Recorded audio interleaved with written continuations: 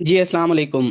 सबसे पहले तो मैं इंशाल्लाह आज हम जो डिस्कस करेंगे वो आइट्स लिसनिंग का जो सेक्शन 4 है, जिसमें बेसिकली एक कंप्लीट लेक्चर होता है। और मज़े की बात, सबसे अच्छी बात मैं आपको बताऊं, लोगों को ये लगता है मुश्किल, उसकी वजह ये होता है इसमें थोड़ा सा ना स्पीड को फास्ट कर देते हैं। फॉर एग्जांपल, अगर नॉर्मल जो आइट्स की लिसनिंग की स्पीड है वो 1x पे चलाते हैं, तो इस टाइम जो आइट्स का ये लेक्चर चलाते हैं लास्ट सेक्शन 4 में, वो 1.25x की स्पीड से चलाते हैं। लेकिन बहुत ही आसान है, बहुत ही आसान ट्रिकी वे से आप करेंगे, 10 में से 10 क्वेश्चंस 100% आप सही अटेम्प्ट के साथ करेंगे। तो गौर से सुनने आज के लेक्चर को, क्योंकि यही है जो मेक और ब्रेक करेगा। मतलब अगर आप, हर कोई जो भी आर्ट्स का एकेडमिक का ये जनरल का लिसनिंग का देता है ना, वो 25-26 आंसर सही कर लेता है, जिसका मतलब वो 6 बैंड्स तक ले लेता है। लेकिन ये 25 to 26 से ये 36 करने में, यही लास्ट सेक्शन है जो मेक और ब्रेक करता है। तो आज का लेक्चर बहुत इंपॉर्टेंट है, गौर से सुनना है आप सब ने, और इसको मिल के सॉल्व करेंगे और आपको मज़ा आ जाएगा जब हम इसको मिल के सॉल्व करेंगे और आप कहेंगे वाकई में ये बहुत आसान था। ठीक है। सबसे पहले मैं इसकी इंशाल्लाह आप लोगों को स्लाइड्स, हम टिप्स और ट्रिक्स को शेयर कर लेते हैं, डिस्कस कर लेते हैं, और उसके बाद हम इंशाल्लाह इसकी प्रैक्टिस करेंगे। नंबर 1, नंबर 2, और इंशाल्लाह जब ये हमारा आयट्स का 4 सेक्शन हो जाएगा, उसके बाद इंशाल्लाह जूम के ऊपर लाइव हम सेशन करेंगे एक, जिसमें हम सारे मिल के पूरा आयट्स का एक जो एग्जाम है वो मिल के सारे सॉल्व करेंगे। और फिर हम देखेंगे किसने कितने मार्क्स लिए हैं, और जिसने जितने मार्क्स लिए होंगे सबसे हाईएस्ट मार्क्स वाले को इंशाल्लाह मेरी तरफ से एक बहुत अच्छा सरप्राइज प्राइज मिलेगा। ठीक है, सरप्राइज और साथ में प्राइज वो मिलेगा। तो इंशाल्लाह आज के लेक्चर कंप्लीट करते हैं, ताकि हम इसके बाद लिसनिंग के फाइनल सेक्शन को करेंगे। और उसके बाद मैंने राइटिंग का जो पूरा टेम्पलेट है आप लोगों को कहा था, वो भी मैंने प्रिपेयर कर लिया, वो भी बहुत जल्द आप लोगों के साथ शेयर कर दूंगा। चलते हैं आज की क्लास की तरफ बगैर टाइम को वेस्ट किए। तो लेट्स डू इट। चलें जी। आइट्स का listening section 4, how to crack the hardest part easily, हमने इसको कैसे करना है। इसमें बेसिकली जैसे मैंने पहले बताया, एक लेक्चर होता है, उसको आपने कंप्लीटली थॉरोली सुनना होता है। और इसमें यह भी नहीं होता कि आपने क्वेश्चन 1 to 5 पहले पढ़ना है और 5 to 10 बाद में। इसमें आपको पूरा 1 मिनट दिया जाता है, वन टू मतलब 31 to 40 क्वेश्चन जितने हैं, आपने सारे एक ही अटेम्प्ट में गो थ्रू में पढ़ने होते हैं और उसके आंसर्स देने होते हैं। तो चलें आज इसको करते हैं। तो सबसे पहले ये है कि ये क्या होता है, जो सेक्शन 4 के अंदर मैंने जिस तरह पहले कहा, कंप्लीट लेक्चर होता है, वो आपके डिफरेंट टॉपिक्स के ऊपर हो सकता है। वो किसी भी टॉपिक पे, इन्वायरमेंट के ऊपर हो सकता है, किसी हिस्ट्री का लेक्चर चल रहा होता है, या कोई भी चीज़ होती है। फॉर एग्जांपल इसमें वो कहता है कि today will discuss about marine ecosystem. बहुत फास्ट स्पीकिंग, जिस तरह मैंने कहा 1.25x की स्पीड से चलाएंगे।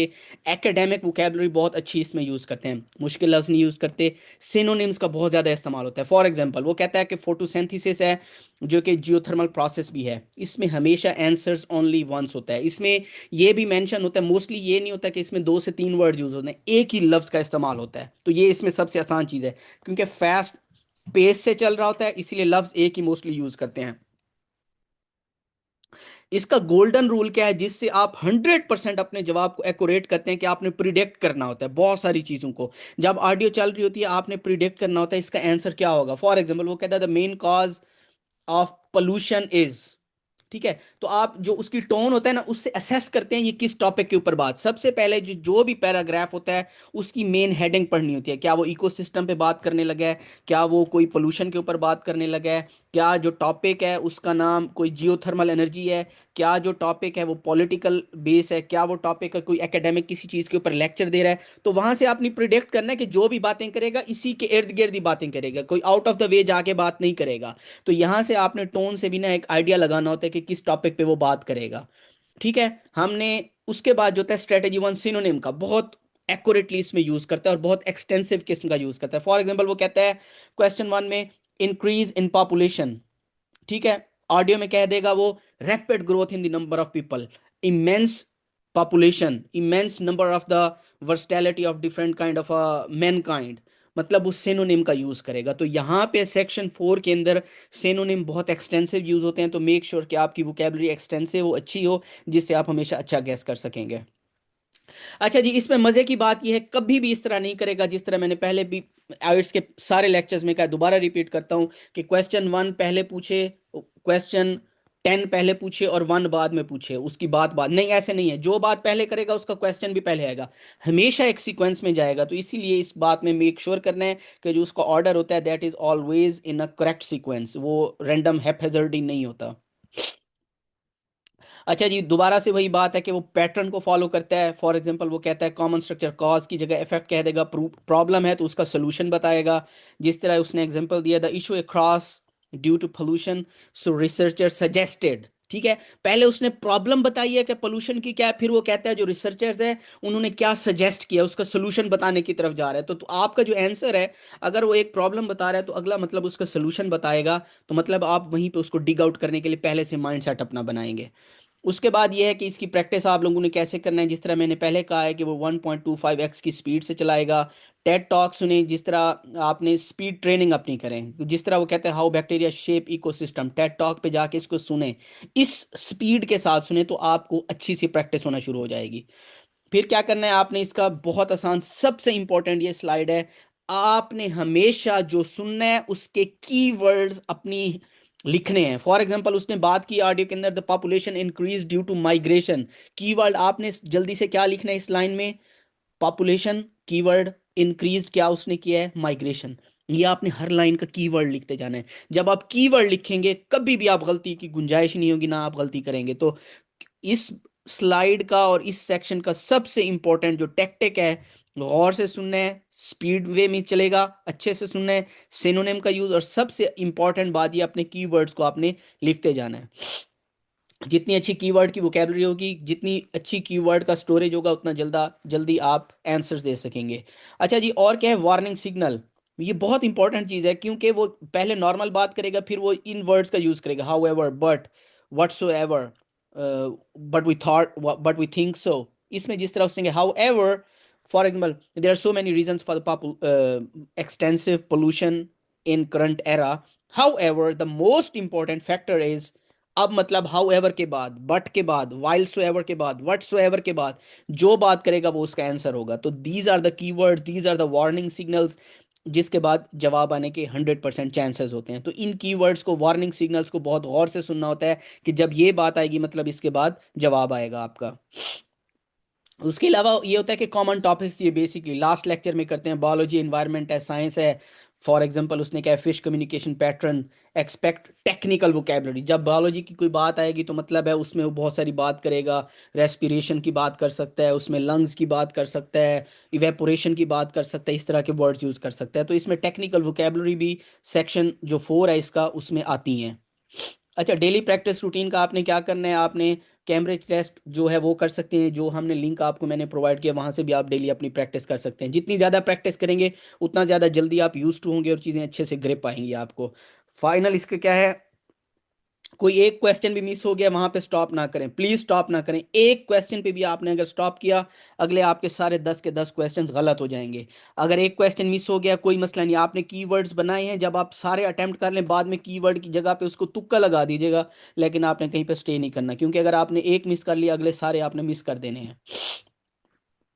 तो फाइनल इसका फार्मूला क्या है, हमने जो बात की है, प्रिडिक्ट करना है, नाउन क्या होती है, सिनोनिम फ्लो के साथ चलना है, और ये आपकी सक्सेस के लिए कुंजी है। For example you predicted a noun specific, कोई उसने आपने नाउन पिक किया, पहले पहले सिनोनिम्स को आपने सही से सुना है, उसके बाद आपने आंसर को क्विकली फॉलो मतलब है पकड़ लेना है, क्योंकि आपने कीवर्ड्स भी अच्छे से बनाए हुए हैं। तो चलते हैं हम जल्दी से अपने आज के कोई हम एग्ज़ाम उठा लेते हैं, उसको हम वो कर लेते हैं।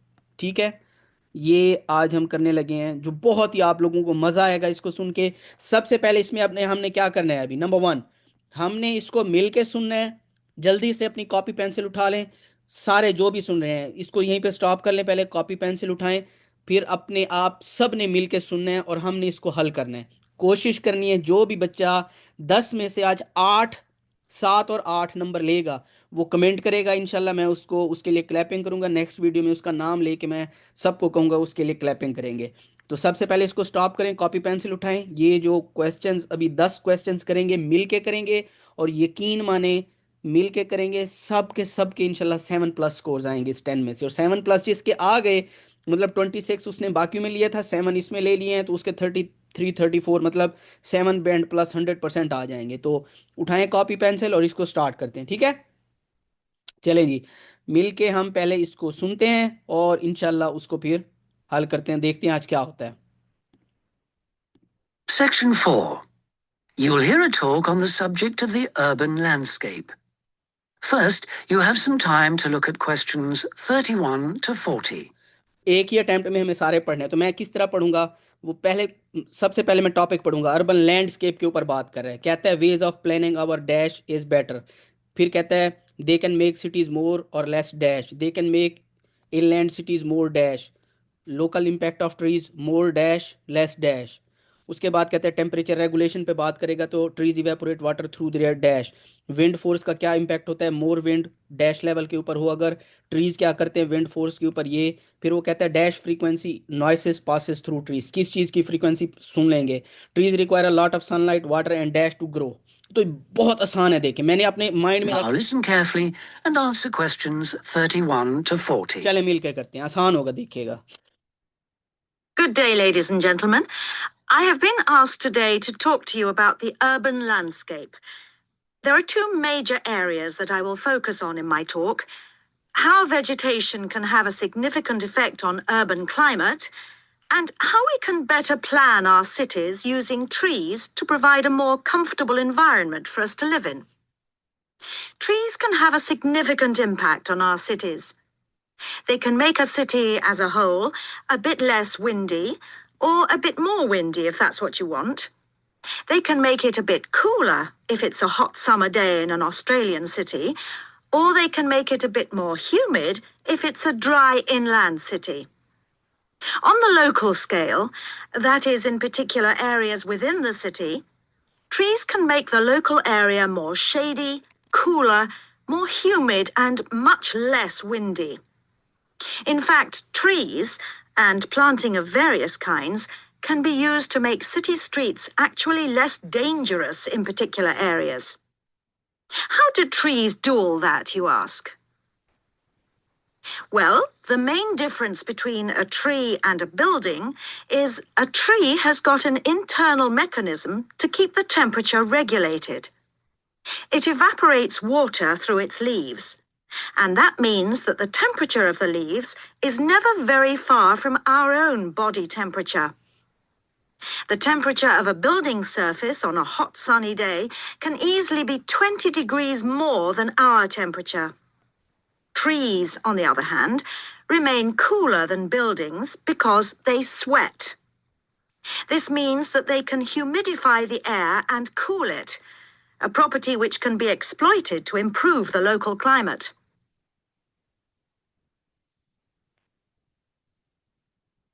Trees can also help break the force of winds. The reason that high buildings make it windier at ground level is that as the wind goes higher and higher, it goes faster and faster. When the wind hits the building, it has to go somewhere. Some of it goes over the top, and some goes around the sides of the building, forcing those high-level winds down to ground level. That doesn't happen when you have trees. Trees filter the wind and considerably reduce it, preventing those very large, strong gusts that you so often find around tall buildings. Another problem in built-up areas is that traffic noise is intensified by tall buildings. By planting a belt of trees at the side of the road, you can make things a little quieter, but much of the vehicle noise still goes through the trees. Trees can also help reduce the amount of noise in the surroundings, although the effect is not as large as people like to think. Low-frequency noise in particular just goes through the trees as though they aren't there. Although trees can significantly improve the local climate, they do, however, take up a lot of space. There are root systems to consider, and branches blocking windows and so on. It may therefore be difficult to fit trees into the local landscape. There is not a great deal you can do if you have what we call a street canyon, a whole set of high-rises enclosed in a narrow street. Trees need water to grow. They also need some sunlight to grow, and you need room to put them. If you have the chance of knocking buildings down and replacing them, then suddenly you can start looking at different ways to design the streets and to introduce. ठीक That है, is the end of section 4. ये देखें You ji, now have half a minute to check your answers. अभी हमारे सारे जो जवाब हैं ऑलमोस्ट सही होंगे क्योंकि बहुत आसान था। हम देखते हैं, मैच करते हैं। पहले का उसने कहा है कि the ways of planning our cities better, cities ये है हमारा। दूसरा उसने कहा था कि they can make cities more और लेस, क्या विंडी, बिल्कुल ठीक है। फिर उसने कहा था कि they can make inland cities more humid, बिल्कुल उसने ह्यूमिड, हमने भी ह्यूमिड लिखा है। फिर उसने कहा है कि they can make local areas more shady, less dangerous. ये बहुत That is स्पीड में the बोल रहा end of था, the listening test. ये बहुत स्पीड में बोल रहा था, shady and dangerous, shady and In the dangerous. IELTS test, उसके बाद you would उसने now कहा है have कि 10 minutes. उसके बाद उसने कहा है कि शेडी और डेंजरस के बाद उसने कहा है कि trees evaporate water through their leaves, बिल्कुल ठीक। टॉल बिल्डिंग्स, इसमें इसने क्या किया, पहले इसने इसका जवाब दिया, उस बाद इसका जवाब दिया, ग्राउंड लेवल और फिर ब्रेक। ठीक है, ग्राउंड लेवल और फिर उसने ट्री, यहाँ पे देखिए मैंने गलती की है। ट्रीज उसने कहा है कि वो क्या करता है, फिल्टर करता है विंड फोर्स को। मैंने ब्रेक द विंड गस्ट में ब्रेक समझा था, जबकि यहाँ पे फिल्टर आना है। ये देखिए मैंने भी गलती कर दी है, फिल्टर आना था। ठीक है, उसके बाद trees have a small effect on traffic noise, low frequency noise passes through trees, हमने भी लो लिखा है। उसके बाद कहता है trees require a lot of, पहले उसने कहा वाटर, फिर कहता है सनलाइट और फिर कहता है रूम, तो हमने रूम लिखा है। तो 9 आउट ऑफ 10 मेरे ठीक हैं। ठीक है, बहुत ही देखें आसान था, कोई मुश्किल नहीं था इसके अंदर। तो आपने अब क्या करना है, ये हमारा सेक्शन 4 मैंने कहा था सबको मुश्किल लगता है, उसकी दो वजूहत है, एक स्पीड में चल रहा होता है, दूसरा लेक्चर होता है। लेकिन अगर प्रॉपर आप तरीके से इसको फॉलो करेंगे, यकीन माने कोई गलती नहीं होगी। और 2 से 3 आप प्रैक्टिस कर लें इस लेक्चर सेक्शन 4 की, आप कहेंगे सबसे ज़्यादा आसान यही है। तो हमने लिसनिंग में क्या किया, सेक्शन 1 जो हमारा 10 के 10 बिल्कुल ठीक होंगे, सेक्शन 4 के अंदर 10 के 10 हमारे ठीक हो गए, 20 हो गए। मैप है जो हमारा एक्यूरेट हो सकता है, कोई मसला नहीं है। अगर किसी को मसला आता है एमसीक्यूज़ में, तो एमसीक्यूज़ में आप मार्जिन रख लें कि अगर 10 एमसीक्यूज़ आते हैं तो आप 6 से 7 अपने कहें ठीक होंगे, वही आप मार्जिन रख सकते हैं। इसके अलावा आपके पास आयट्स लिसनिंग में कोई मार्जिन नहीं है, क्योंकि हमने आयट्स की लिसनिंग में 40 में से 36 ठीक करने हैं, क्योंकि हमने आयट्स लिसनिंग में 8 बैंड्स लेने हैं, जो हमारा इमिग्रेशन का पर्पस भी पूरा करेगा और जो हमारा एकेडमिक में भी बहुत अच्छा पर्पस पूरा करेगा। तो उम्मीद करता हूँ आज की क्लास से आपको फ़ायदा हुआ होगा। इंशाल्लाह हम नेक्स्ट क्लास के अंदर एक लाइव सेशन करेंगे जिसमें सारे मिलके प्रैक्टिस करेंगे, और लिसनिंग के बाद हम फिर राइटिंग, रीडिंग और स्पीकिंग के ऊपर जाएंगे। तो आप इसको ज़रूर सुने, बार बार प्रैक्टिस करें, और अपने जो कमेंट्स हैं काइंडली वो जो हमारे व्हाट्सएप के ग्रुप्स हैं उसमें शेयर करें। इंशाल्लाह हम उससे मज़ीद मुस्तफ़ीद होंगे। बहुत शुक्रिया, दुआओं की दरख्वास्त, अल्लाह ताला आप सबको खुश रखे।